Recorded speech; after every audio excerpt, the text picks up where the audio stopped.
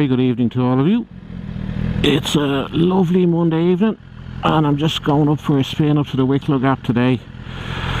I originally intended to do this video yesterday, but the battery in my bike was dead because I hadn't used it in a few days. I think the battery is knackered, so that's something I'm going to have to actually get replaced before we go on hires. And subject of today's video is kind of a riding ability kind of video thing. Seems to be having a contention among a lot of bikers is the old trekking strips, you know, and whether you've got the bottle to get completely rid of your chicken strips. I've already done it on this bike, so I'm just showing you now on the top right hand corner of my screen that I've painted 2 lines of Tipp-Ex on either side of my tyre. And just how tricky it is to actually get rid of those chicken strips, so to speak, and kind of how a lot of people actually get rid of them.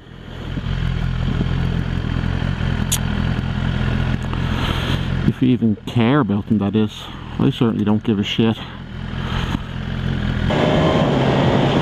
So chicken strips are, I suppose, effectively an indicator of how far the bike is being leaned over, and you know, having very big chicken strips indicates that you're a chicken,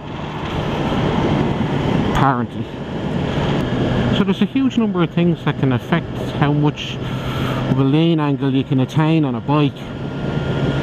There are the type of tyres you have on, profile of those tyres, whether they're elliptical in shape or more of a hyperbola, or if they're round, the compound they're made out of, the brand. There's also factors like the road temperature, the type of road you're on, the speed you're going, the type of turns and bends you're going through, the type of bike you're on, the weight of the rider. I'm a big guy now, I used to be real skinny, so that will have a big effect on how much I'm able to lean the bike over as well, because of the centre of gravity of the bike is now higher than what it used to be when I was skinny. There's the pressure in the tyre, and we'll come back to that in a minute. And finally, there's obviously the capability of the rider, and also whether there's a guarded car in front of you or not. Because if there's a guarded car in front of you, you are not going to be ripping the fucking road up. So while the guarded car is here in front of me, I'll just come to the tyre pressure. So I've got this the back tyre on this bike down the whole way on either side, and that was because I was at a track day, and at a track day you should be reducing the pressure in your back tyre and your front tyre, and by reducing the pressure in the tyre, it causes the contact patch to increase. There's a number of effects it has actually. So the first thing is obviously the contact patch with the ground increases, the tyre becomes more malleable, and as a result gets hotter quicker, and that's how you kind of end up with the shredding effect, which I'll show you a picture of now, of what a back tyre looks like after a track day. And that's because the tyre pressure has been dropped and the tyre has gotten hotter and it's become more sticky, and as a result of that has become more worn as the day has gone on. Now the only way you can properly get a bike around a corner is to counter steer. You have to counter steer. It's none of this lean and stuff, or you know, hanging off the edge of the bike that kind of will get the bike to go around. You need to counter steer. If you want to go left, you push the left bar down. If you want to go right, you push the right bar down, and you keep the power on. So as I was saying, I painted some Tipp-Ex on the back of the tyre there, so you can see kind of just how,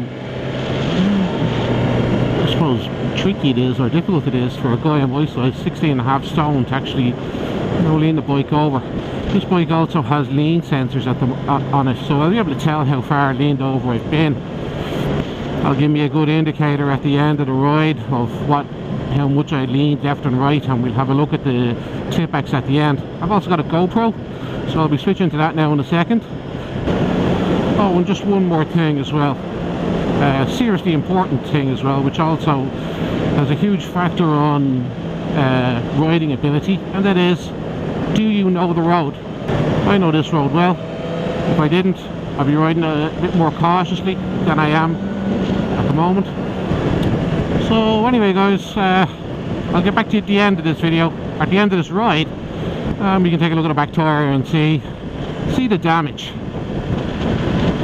Just a bit of proof as well on why the counter steering mechanism works.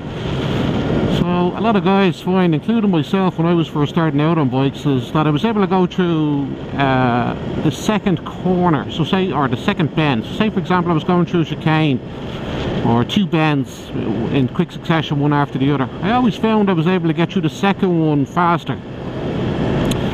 And after a bit of research and testing myself, I kind of discovered that effectively what it is it's the inertia of lifting the bike up out of the first bend and keeping that inertia going to bring the bike down into the second bend is what made it easier.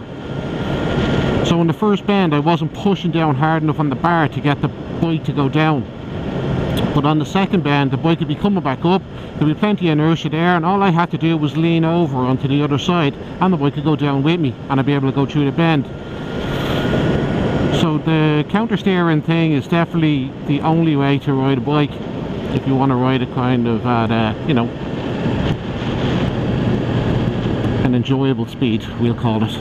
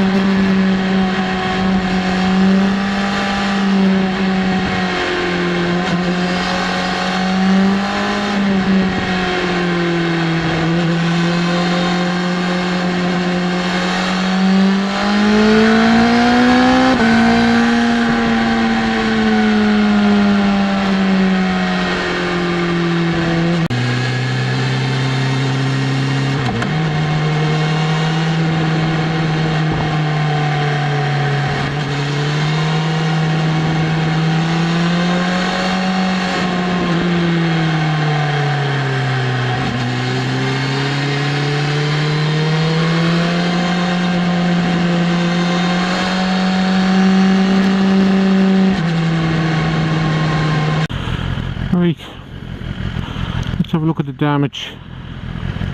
So just I got 39, I don't know if you can see that, I got 39 on the left and 40 on the right.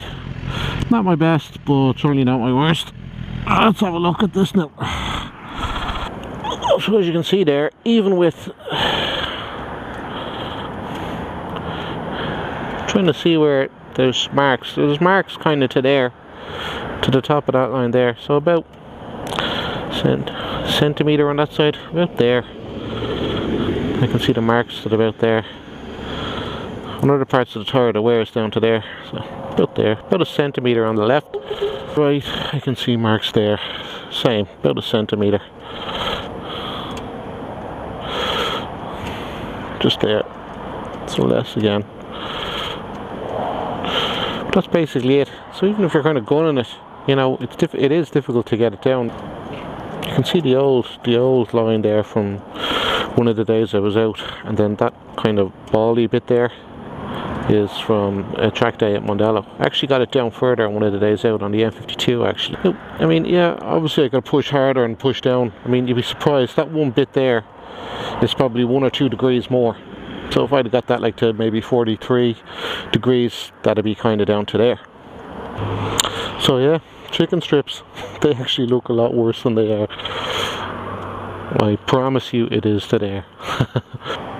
So I just want to say at the end of this video as well, never ever ride beyond your limit. Okay, building up speed and kind of lean angles and stuff like that all takes time. Just take your time, and I'll catch you on the next one.